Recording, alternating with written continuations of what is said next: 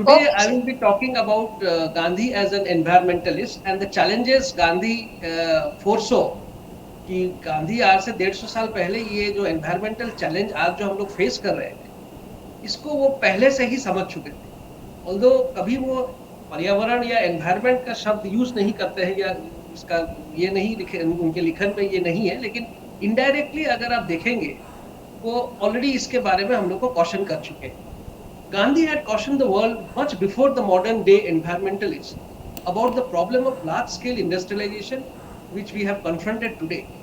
Gandhi visualized that mechanization will not only lead to industrialization but massive urbanization, to unemployment and also lead to destruction of the environment. उनका जो हिंद स्वराज जो है seminal work Hind Swaraj written nearly 110-15 years back in 1909 warned the dangers of the world is facing today in the form of environmental destruction and the threat to the planet. Gandhi idea becomes still more relevant when sustainable development and growth and development to be achieved because he emphasized on the production by the masses instead of mass production. उनका कहना था कि mass production एक आदमी या एक machine नहीं करना चाहिए सभी लोग प्रोड्यूस करना चाहिए for their own needs that is what he had conceived in his whole idea of economic thought. According to him, this will result in the development of an economic system that will minimize environmental degradation and achieve sustainable development. His idea of Swaraj or self-rule enables the practical sustainable development that can be implemented without compromising quality of life. Regarding urbanization, Gandhi expressed his views as follows. The process of double drain from the villages. Urbanization in India is a slow but a sure death for the villages and the villages. It can never stop 90% of India's population, which lives in the 7 lakhs villages at his time. Now it is nearly 6 lakhs. The number of villages in 1934. He was against the concept of removing cottage industries from village life, and he felt that it would be removed whatsoever little opportunity was still there for the making skilled use of hand and hand. And when the village handicraft disappears, the villagers working in the cattle field, the idleness of the 6 or 4 months in the year will be reduced to the level of beast without proper nourishment either in the mind and soul, therefore without joy and without hope. ये हरिजन में गांधी लिखते हैं.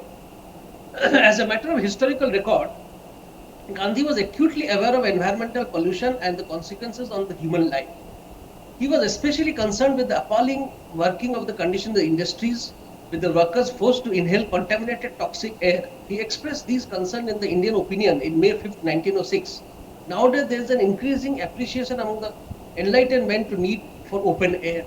1906 में वो कह रहे थे कि open air चाहिए, मैंने श्वास ठीक से नहीं ले पा रहे. So this is what Gandhi had actually conceived, has actually thought of, and which we are now facing in today's world. Gandhi's ideas on non-violence, if adopted at various levels of international politics to local levels, can be used to reduce carbon footprints.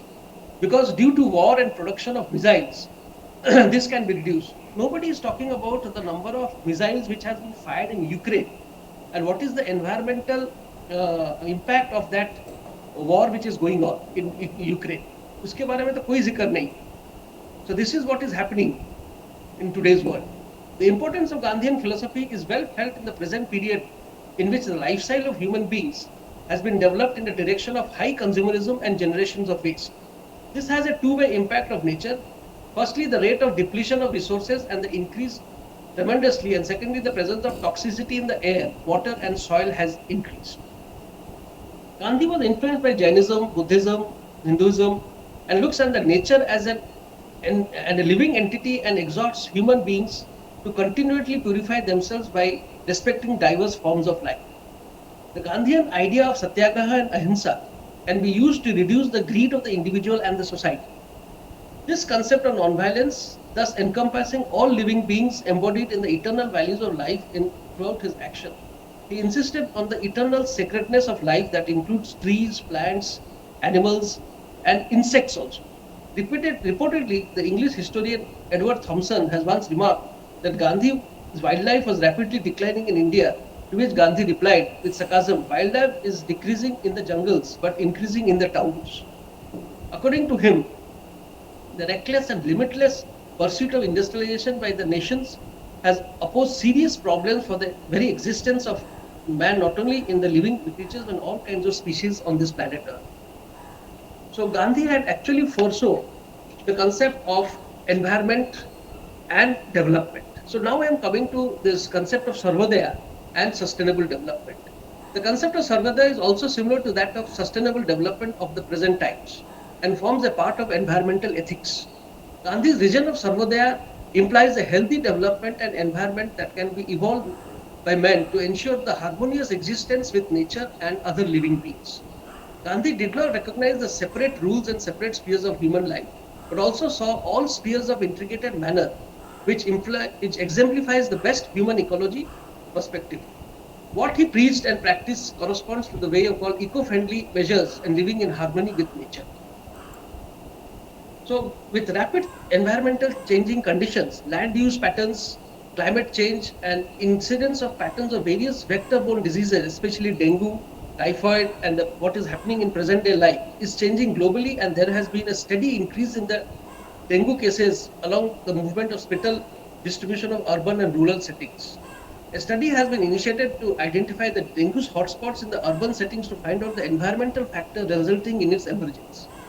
तो ये जो dengue आज का जो dengue हम लोग face कर रहे हैं अभी जो चल रहा है ये एनवायरमेंट के कारण हो रहा है डेंगू आज से 10 साल 20 साल पहले नहीं था dengue as a disease started mostly in 2010 and afterwards so this is what is happening Gandhi had foresaw it long back so with rapid urbanization and industrialization there has been an increase in noise pollution owing to the increase in road traffics aircraft movement construction industries industrial sites and other activities. Chronic exposure to noise pollution leads to headaches, sleepless disorders, and epilepsy, conjunctive impairment, and poor memory, stress, distress, and even suicides in individuals. A study of understanding and underlying mechanism of noise pollution and neurological mental health has also been taken up by some psychological institutions of India. So, unregulated urban mining, e-waste, recycling, open disposal of municipality waste, and automobiles and industrial exhaust are major anthropogenic activities responsible for water pollution, air pollution, and what we are facing in today's world. Simultaneously, environmental exposures to multiple